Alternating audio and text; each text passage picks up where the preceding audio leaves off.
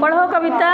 यह हार एक विराम है, यह हार एक विराम है, जीवन महासंग्राम है, जीवन महासंग्राम है, तिल तिल मिटूंगा 87 समय पर दया की भीख मैं लूंगा नहीं, वरदान मांगूंगा नहीं, वरदान मांगूंगा नहीं, स्मृति सुखद प्रहरों के लिए अपने खंडहरों के लिए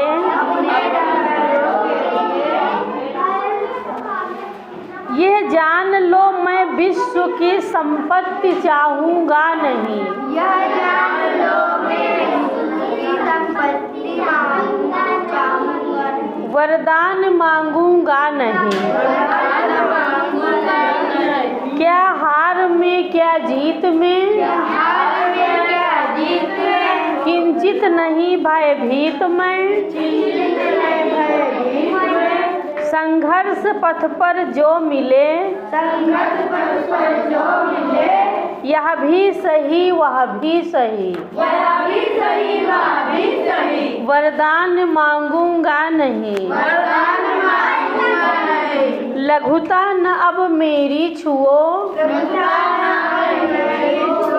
तुम हो महान बने रहो, अपने हृदय की वेदना में व्यर्थ त्यागूंगा नहीं, वरदान मांगूंगा नहीं,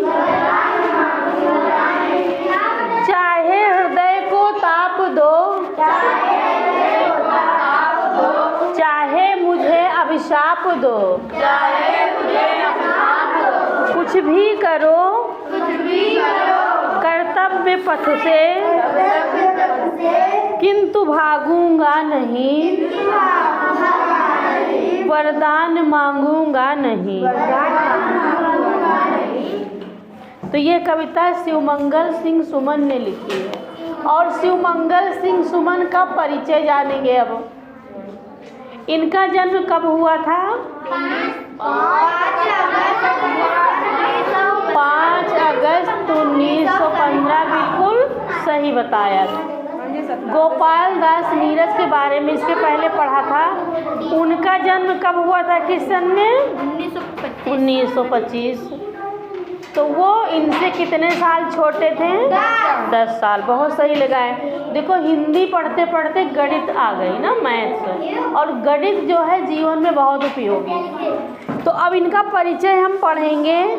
इनको पुरस्कार मिला था, पुरस्कार का नाम लिखा हुआ है, क्या नाम लिखा है? पद्म भूषण। पद्म भूषण से सम्मानित श्री शिवमंगल सिंह सुमन का जन्म 5 अगस्त सन 1915 को कहाँ हुआ था?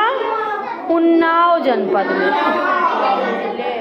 अब देखो इनकी शिक्षा दीक्षा कितनी हुई, क्या पढ़ाई की इन्होंने हिंदी विषय में एमए किया, फिर पीएचडी भी बहुत बड़ी उपाधि होती है। पीएचडी का मतलब होता है doctor of philosophy, full form होता है इसका। पीएचडी का फुल फॉर्म याद कर लो, डॉक्टर ऑफ फिलॉसफी। और बाल्यावस्था यानी बचपन से ही इनको कविताएं लिखने का शौक था। जैसे किसी पाठ में जब काम करना होता है, अभ्यास प्रश्न, तो उसमें लिखा रहता है कोई कविता बनाइए, लिखी रहती है ना। तो इनको बचपन से ही कविता बनाने का बहुत शौक था, बहुत कविताएं लिखते थे। और धीरे धीरे लिखते लिखते इन्होंने बहुत सारी पुस्तकें भी लिख डाली। इन्होंने जो लिखा काव्य संग्रह, उसका नाम लिखा हुआ है किताब में। पहला है हिल्लोल। ध्यान से देखो हिल्लोल कैसे लिखा जाता है ताकि गलती ना हो लिखने में। पर आँखें भरी नहीं, ये दूसरी किताब है इनकी। तीसरी पुस्तक है जीवन के गान। चौथी पुस्तक है प्रलय सृजन और विश्वास बढ़ता ही गया, ये पुस्तक है इनकी। अब देखो इनका जो जीवन था वो अंत हो गया उसका, और कब इनकी मृत्यु हुई, देहावसान कब हुआ?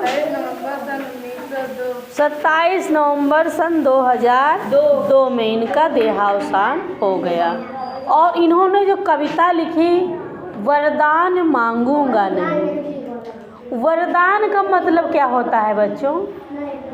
वरदान का मतलब जैसे किसी से, ईश्वर से, भगवान से या किसी अपने बड़े से कोई चीज़ कहना, मांगना, याचना करना, कुछ देने के लिए कहना, तो उसको क्या कहते हैं? वरदान।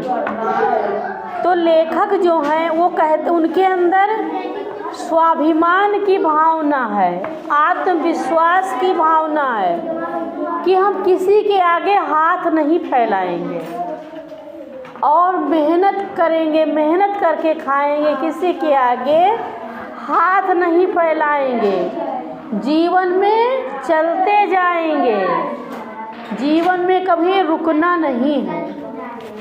यही बताया है कि यह हार जो है एक विराम है, जीवन महासंग्राम है। ये जो मानव का जीवन मिला है, इंसान का जीवन, इस जीवन में बहुत सारी मुश्किलें आती हैं, बहुत कठिनाई आएंगी, बहुत दिक्कतें आएंगी, लेकिन इंसान को कभी हारना नहीं है। इन मुसीबतों से लड़ते रहना है, मेहनत करते रहना है, आगे बढ़ते रहना है। यही बात बताई गई है।